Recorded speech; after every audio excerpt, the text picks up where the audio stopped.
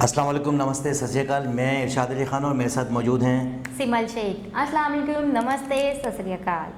कैसे हैं दोस्तों? आज फिर हम एक नई वीडियो के साथ जो है आपके सामने मौजूद हैं और एक नई वीडियो जिसमें कि बहुत सारा मालूमात हासिल होने वाली है सबको और मुझे भी, और बड़ी अच्छी वीडियो है। तो चलते हैं आप वीडियो की जानिब। वीडियो की तरफ तो चलते हैं, वीडियो देखते हैं। जी तो दोस्तों चलते हैं वीडियो की जानिब। वीडियो का टाइटल है how India become the pharmacy of the world. तो चलते हैं वीडियो की जानिब। 1969 में इंडिया की फार्मास्यूटिकल इंडस्ट्री अपने खुद के मार्केट के अंदर सिर्फ 5% मेडिसिन के लिए जिम्मेदार थी और आज अपने खुद के मार्केट में 95% मेडिसिन का मार्केट शेयर वो रखती है। ग्लोबली डेवलपिंग मार्केट की अगर हम बात करें तो यहाँ पर 85% जो भी मेडिसिन होते हैं वो हमारे देश के अंदर बनते हैं और साल 2020 में पूरे वर्ल्ड के लिए 64% मेडिसिन जो बनी वो हमारे देश में ही बनी थी और इसलिए इंडिया को फार्मेसी ऑफ द वर्ल्ड के नाम से भी जाना जाता है। और ये नाम इंडिया को मिला कैसे, इसके बारे में आज हम जानेंगे।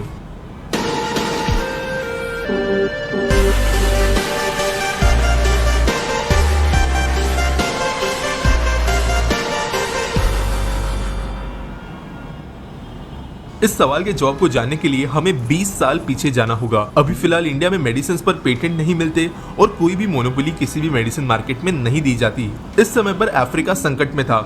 22.5 मिलियन लोग HIV का शिकार हो चुके थे और ये एपिडेमिक बहुत ज़्यादा तेजी से फैल रहा था और इसे रोकने के लिए कई सारी कोशिशें हो रही थी। लेकिन यहाँ पर अफ्रीका के सामने एक बहुत ही ज़्यादा बड़ी समस्या थी। उस समय पर वेस्टर्न देशों के द्वारा कुछ HIV के मेडिसिन खोज लिए गए थे, लेकिन एक पेशेंट को 1 साल तक इन मेडिसिन का डोजेस कंप्लीट करने के लिए $10,000 की कीमत चुकानी पड़ती, जो आज के डेट में भी एक बहुत बड़ी अमाउंट है किसी भी डेवलपिंग देश के लिए। और अगर आप 20 साल पहले के हिसाब से सोचो तो ये ऑलमोस्ट सारे लोगों के लिए एक अनअचीवेबल अमाउंट थी अपने खुद के ट्रीटमेंट के लिए। इसके वजह से सब सहारन देशों में HIV बहुत ज़्यादा तेज़ी से फैल रहा था, लोगों की इसके वजह से मौत हो रही थी और कोई भी सॉल्यूशन एफोर्डेबल तरीके से इसके लिए नहीं मिल पा रहा था। यहाँ पर हमारी इंडियन कंपनी सिप्ला ने एक चीज़ आइडेंटिफाई की, क्योंकि इंडिया में जेनेरिक ड्रग्स बनाने पर कोई भी पाबंदी नहीं थी तो बिना पेटेंट डिस्प्यूट के सिप्ला HIV के ड्रग्स माइनर ट्वीकिंग के साथ में भारत के अंदर प्रोड्यूस कर सकती थी। और जो वेस्टर्न देशों के अंदर उस समय के फार्मा कंपनी से, जिन्हें बिग फार्मा के नाम से भी जाना जाता है, और हजारों % का मार्जिन वो अपने हर दवाई पे लगाते हैं, उसके बजाय सिप्ला छोटे छोटे मार्जिन के साथ में काफ़ी ज़्यादा सस्ती कीमतों पर ड्रग्स प्रोड्यूस कर सकता था। और साल 2003 में सिप्ला ने जो $10,000 की मेडिसिन वेस्टर्न देशों में से आ रही थी, उसके कंपैरिजन में सिर्फ $400 पर ईयर के हिसाब से डोजेस रिलीज़ की और अफ्रीकन देशों में उन्हें पहुंचाना शुरू कर दिया और ये ऑब्वियसली बहुत ज़्यादा मददगार साबित हुआ। साल 2003 से लेकर साल 2008 तक सिर्फ और सिर्फ सिप्ला के मेडिसिन की वजह से अफ्रीका में HIV के केसेस 18 गुना कम हो गए और ये एक एपिडेमिक लेवल पे फिर बाद में नहीं रहा। इसके बाद में यूनाइटेड नेशंस की जो एड्स ऑर्गेनाइजेशन है, उनके डायरेक्टर ने पर्सनली अपनी स्पीच के दौरान ये कहा कि अगर सिप्ला नहीं होती तो $2 बिलियन का खर्च जो इस पूरे अफ्रीकन मिशन में खर्च हुए हैं, उसके बजाय उन्हें $200 बिलियन तक का खर्च करना पड़ता था और इसके लिए वो सिप्ला को धन्यवाद देना चाहते हैं। इन चीज़ों के बाद में इंडिया की फार्मा इंडस्ट्री पूरे वर्ल्ड के फोकस में धीरे धीरे आने लगी, क्योंकि केमिकल कॉम्पोजिशन, क्वालिटी कंट्रोल और उन ड्रग के इफेक्ट में कोई भी चेंजेस नहीं थे जो वो इंडिया में बनते थे और किसी और देश में। इसलिए डॉक्टर्स का भी पूरा भरोसा था इंडियन ड्रग्स पर। और बाद में जितने भी डेवलपिंग देश है, अंडर डेवलप्ड देश है और फिर कुछ डेवलप्ड देशों के अंदर भी इंडिया के ही फार्मास्यूटिकल इंडस्ट्रीज के द्वारा बनाए गए ड्रग्स को रिकमेंड किया जाने लगा और डॉक्टर्स और उनकी बॉडीज ने इसे काफ़ी अच्छा रिकग्नाइज किया। यहाँ पर हमारे जैसी कुछ इंडियन कंपनीज ने एक टेम्पलेट क्रैक कर ली थी कि किस तरीके से शॉर्ट टर्म में किसी भी पर्टिकुलर ड्रग को लार्ज स्केल पर डिप्लॉय किया जा सकता है। यहाँ पर सन फार्मास्यूटिकल, रैनबैक्सी, डॉक्टर रेड्डीज लेबोरेटरी, इन्होंने अपना इनिशियल रोड मैप कुछ इस तरीके से बनाया कि कुछ ऐसी डिजीजेस जो फिलहाल एपिडेमिक में हैं, बड़े स्केल पर फैल रही है, उनके लिए जो ड्रग्स अवेलेबल है वो बहुत ज़्यादा महंगे हैं, ज़्यादातर लोग उन्हें रीच भी नहीं कर सकते। ऐसे ड्रग्स को वो बनाए, उन्हें सस्ती कीमतों पर मार्केट में ले आए और उसके वजह से तेज़ी से उस मार्केट को कैप्चर कर ले। 21वीं सदी के पहले डेकेड में इन सारी कंपनीज ने ऐसी ही बीमारियों पर फोकस किया।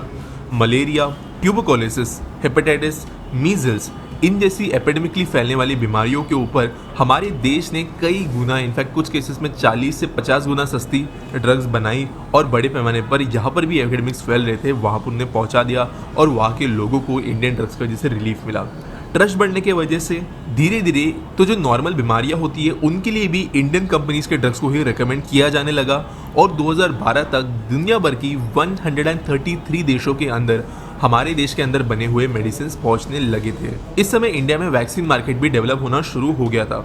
अब ऑब्वियसली 2010 से लेकर 2015 के बीच में फार्मा इंडस्ट्री अच्छी खासी डेवलप हो गई थी, लेकिन one of the biggest reasons कि हमारे देश के अंदर की वैक्सीन इंडस्ट्री इतनी ज़्यादा बड़ी कैसी हो गई, इसके पीछे भी यूनाइटेड नेशंस का थोड़ा बहुत हाथ है।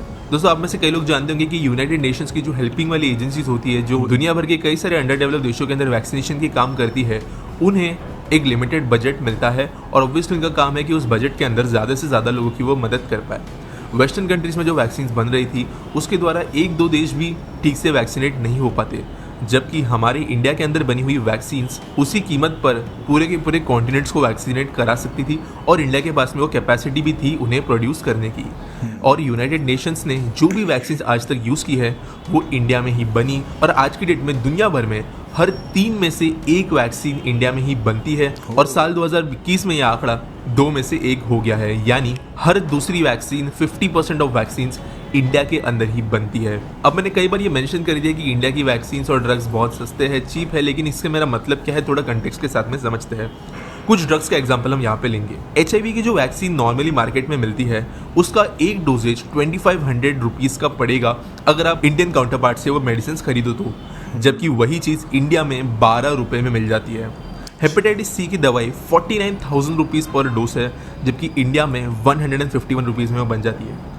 ब्लड कैंसर या ल्यूकेमिया के लिए जो मेडिसिन होते हैं वो हर डोज के लिए 8,860 रुपीज़ की कीमत पर इंटरनेशनल मार्केट्स में अवेलेबल है, जबकि इंडिया में सिर्फ 66 रुपीज़ में ये ड्रग्स बन जाते हैं। अस्थमा की बीमारियों के लिए जो गोलियां मिलती है वो इंटरनेशनल मार्केट में 300 रुपीज़ पर डोज है, जबकि इंडिया में ये 4 रुपये तक नीचे आ जाती है।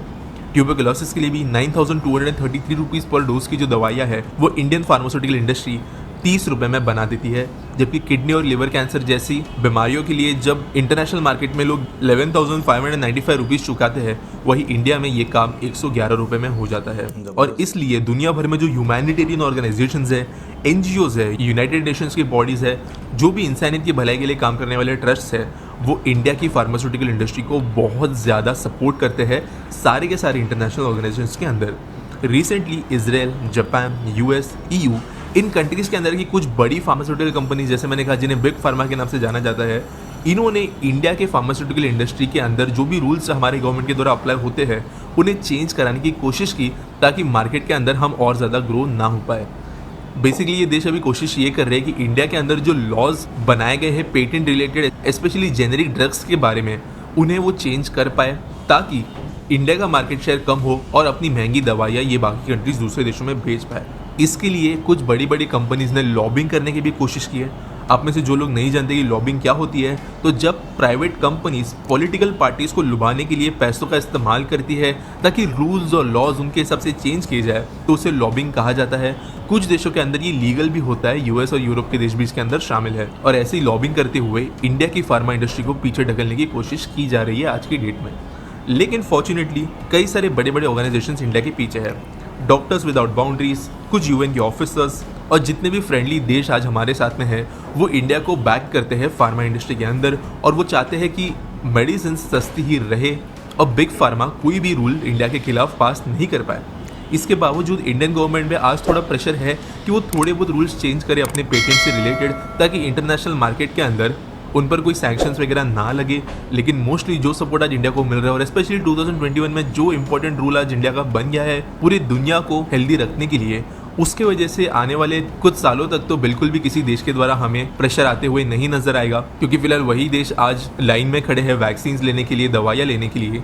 इसके लिए रिसेंट में तो ये होना काफ़ी ज़्यादा मुश्किल है। आज इंडिया की फार्मास्यूटिकल इंडस्ट्री $50 बिलियन की वैल्यू रखती है और साल खत्म होने तक यानी 2021 दिसंबर तक ये अकेली इंडस्ट्री $70 बिलियन तक पहुंच जाएगी, ऐसा मार्केट एस्टिमेट लगाया गया है। पिछले ही साल कई सारी छोटी फार्मा इंडस्ट्रीज डबल या ट्रिपल भी बन गई है और इनके स्टॉक्स मल्टीबैगर बन चुके हैं कुछ सेक्टर्स के अंदर, और इसलिए और ज़्यादा पोटेंशियल नज़र आ रहा है इंडियन फार्मा इंडस्ट्री के बड़े होने में। और इस तरह इंडिया बन गई फार्मेसी ऑफ द वर्ल्ड। तो दोस्तों ये रही आज की वीडियो। मोस्टली ये मेरी लास्ट वीडियो रहेगी मार्च के पहले। जैसा कल रात की इन्फो न्यूज़ में मैंने अनाउंस किया है, मैं कुछ दिनों के लिए नहीं रहने वाला हूँ, तो मॉर्निंग वीडियोस अभी आपको मार्च तक देखने नहीं मिलेगी। बाकी ये वीडियो आपको पसंद आया होगा। जी दोस्तों, आपने देखा इतनी बेहतरीन pharmacy world in the world बहुत इन इंडिया, ज़बरदस्त। और इसकी वीडियो हमने देखी है। इस वीडियो से वाकई आज ही मुझे पता लगा है कि इस तरह की चीज़ें जो है ना, वैक्सीन जो है ना पूरी दुनिया में ज़्यादातर जो है इंडिया में बनाई इंडिया जा में रही सस्ती है है। और सस्ती भी है और बनाते भी वो ज़्यादा है, हैं। जाहिर सी बात है। काफ़ी सारी वर्ल्ड की जो कंपनियाँ हैं वो इंडिया से जो है ना वो बनवाती हैं, और काफ़ी ऐसी मेडिसिन है जो HIV की, एड्स की और बिल्कुल। हेपेटाइटिस B और C की, वो मेडिसिन भी जो है इंडिया में जो है, इंडिया की जो मेडिसिन है वो वर्ल्ड में चल रही हैं, यानी कि उनके रिज़ल्ट इतने अच्छे हैं। अच्छा, एक वजह पता है क्या है? एक वजह ये कि एक तो रिज़ल्ट अच्छे हैं, दूसरा उनकी प्राइस बहुत कम है। प्राइस यानी कि अगर प्राइस कम यही है, तो मेन पॉइंट है कि उनकी प्राइस बहुत कम है। हाँ, यानी कि जो पेशेंट है वो एक तो आसानी से ले भी लेता है। बिल्कुल। अच्छा, बाज़ जो प्रॉब्लम्स ऐसी होती हैं, जो डिजीज़ ऐसी होती हैं जो लॉन्ग टर्म थेरेपी होती है, जिनकी कि एड्स की हो गई है, जी, हेपेटाइटिस B बिल्कुल, की हो गई है, C की हो गई, ये तो काफ़ी लंबा लंबा होता प्रोसीजर है, है। साल की। बिल्कुल। तो अब लाजिम बात है, एक बंदा रेगुलर खाएगा या मेडिसिन लेगा, बिल्कुल। तो फिर उसे ऐसी मेडिसिन की ज़रूरत पड़ती है कि एक तो सस्ती हो और दूसरा वो अच्छी भी और हो। डॉक्टर सबको तो ज़्यादा पता होगा, हाँ। क्योंकि ये डॉक्टर हैं और जी इनको हाँ, हर मेडिसिन के बिल्कुल। बारे में पता होगा, जी। इसकी क्या रेट है और इसकी क्या वैल्यू हाँ। है, तो इस वजह से आप ज़्यादा अच्छे बिल्कुल। तरीके से समझा तो सकते वही हैं। वजह ये कि ना कि एक पेशेंट आता है तो उसकी एक तो ये सोर्स ऑफ इनकम इतनी नहीं होती, बिल्कुल। उसकी सोर्स ऑफ इनकम के हिसाब से जो है ना वो मेडिसिन दी जाती है, ताकि वो पूछ लेते हैं हम लोग तो कि भाई आप क्या करते हैं, कि ले भी सकते हैं या नहीं। कई मरीज़ों को तो जो है ना डॉक्टर खुद भी उठा के देता है, सैंपल भी होते हैं उनके पास, या अपनी जेब से भी काफ़ी सारे ऐसे डॉक्टर हैं जो चाहते हैं कि पेशेंट सही हो, पेशेंट ठीक है सही ना। हो जाए, ऐसे बिल्कुल। अफोर्डेबल पेशेंट तो आ ही रहे होते हैं, उनसे हाँ। पैसे ले लेते जी। हैं, और जो नॉन अफोर्डेबल पेशेंट होते हैं उनको खुद निकाल के देते हैं। कई फार्मास्यूटिकल कंपनीज़ को जो है ना फ़ोन कर दिया जाता है कि भाई आप जो है कुछ हमें सैंपल प्रोवाइड कर दें, हमने किसी पेशेंट को जो है ना देने। तो इस तरह करके जो है ना लोगों का काम हो ही जाता है, अल्लाह ताला की तरफ से मदद आ जाती है। बिल्कुल। अच्छा, जो इस वीडियो को देखने के बाद ये नतीजा निकला है कि इंडिया की जो मेडिसिन है वो सस्ती भी हैं और अच्छी भी हैं। तो बानिस्बत इंडिया से पाकिस्तान में सस्ती है या इंडिया में ज़्यादा सस्ती है? अच्छा देखिए, में पाकिस्तान में भी इतनी महंगी प्रोडक्ट नहीं है, क्योंकि बाहर के मुल्कों में तो डॉलरों में जो है डॉलरों में एक डॉलर दिया, अगर हो गया तो बिल्कुल। 60-70 रुपये हो गए ना, बिल्कुल। 160 रुपये हो गए। तो इसी तरह उससे भी ज़्यादा हो गया, 190 पे जा रहा है। अब तो डॉलर बढ़ ही रहा है दिन ब दिन जो है ना, तो वहाँ पर जो है ना एक डॉलर की अगर चीज़ मिल रही है तो हमारे लिए तो वो महंगी हो गई ना। महंगी हो गई, अब जब वहाँ से मैन्युफैक्चरिंग बन के यहाँ पर आएगी तो हम तो जो है ना उसे हज़ारों रुपये में परचेज़ कर रहे हज़ारों रुपये हैं। में तो जो purchase पाकिस्तान में जो बन रही हैं मेडिसिन वो भी सस्ती हैं बिल्कुल। और बहुत अच्छी क्वालिटी वाइज बड़ी प्यारी हैं, उसमें भी ये रिजल्ट हैं। Results और लेकिन बाहर से जो इंपोर्ट हो रही है वो महंगी है। इंपोर्ट हो रही है, लेकिन लाजिम है। इंडिया में ऐसा है कि आई थिंक बाहर से वहाँ कोई इंपोर्ट नहीं, नहीं, वो वो लोग import खुद नहीं करते। मैन्युफैक्चर करते हाँ, हैं, अब आप खुद तो बना रहे होते ये हैं, तो हमारे लिए इसलिए उनको सस्ती पड़ रही होती बिल्कुल हमारे लिए भी, पाकिस्तान के लिए भी बहुत अच्छी बात है कि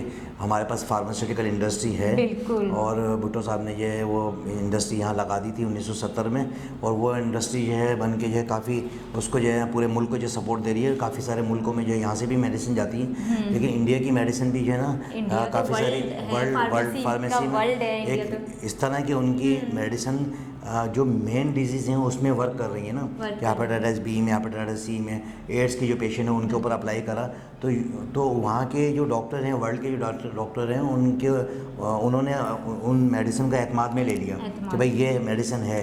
हालांकि मुझे तो फर्स्ट टाइम मैंने उनके नाम सुन रहा हूँ, काफ़ी ऐसी फार्मास्यूटिकल कंपनियाँ हैं जो सन फार्मास्यूटिकल है, बिल्कुल, मैंने भी फर्स्ट टाइम वीडियो में देखा। सिप्ला फार्मास्यूटिकल, ये मैं फर्स्ट टाइम ही देख रहा हूँ। लेकिन ये कि वहाँ भी काफ़ी पुरानी कंपनियां हैं, और हिकमत के हवाले से भी जो है ना इंडिया जो है ना बहुत आगे है। वहाँ पर हिकमत के हवाले से भी जो है बड़ा जड़ी बूटियों से जो दवाइयाँ बनती हैं उस पर भी जो है ना काफ़ी ऐसी जो चीज़ें बनाई हैं, और हेयर वगैरह के मामले में भी हेयर ऑयल बात है। और तो दोस्तों, आपने देखा कि इतनी बेहतरीन वीडियो, और मैं सिमन नॉलेज में इजाफा, इतनी ज़बरदस्त वीडियो थी। बिल्कुल, मैं ये वीडियो देख के मेरी नॉलेज में इजाफा आया, और एक तो ये कि एतमाद भी आ गया कि भाई इंडिया की मेडिसिन जो है ना बहुत ज़्यादा पावरफुल हैं, और यानी कि काफ़ी इफ़ेक्टिव हैं। तो इसकी वजह ये है कि भाई इस वीडियो में भी बताया कि काफ़ी सारी कंट्री जो है ना इंडिया की मेडिसिन को फॉलो करती हैं, और यहाँ हम भी जो है चाहते हैं कि हमारी मेडिसिन भी जो है ना पूरी दुनिया में जाए। और दोस्तों, आपने देखी इतनी वीडियो अच्छी, और इसी तरह के कमेंट्स आप देते रहिएगा। आज हमारे साथ सिमल शेख मौजूद हैं, और अपना वही हमारे चंद अल्फाज कि हमारी वीडियो को जाते जाते बिल्कुल हमारे चैनल को सब्सक्राइब करें और बेल आइकन को बटन को दबाएं, ऑल पर करें। हमारी आने वाली सारी वीडियो आपके पास पहुंचेंगी और अपने कमेंट्स से आगाह करें ज़रूर। बिल्कुल कमेंट करते रहा करें, लाइक एंड सब्सक्राइब, जी हाँ, बेल आइकन को चलते प्रेस। चलते मुझे और सीमन शेख को इजाज़त दें। अपने और अपने आसपास वाले लोगों का ख्याल रखें, ख़ासतौर पे पड़ोसियों का, रिश्तेदारों का, दोस्तों का, माँ बाप की खिदमत करें। मुझे और सीमन शेख को इजाज़त दें। सलाम अल्लाह हाफ़िज़। इंडिया।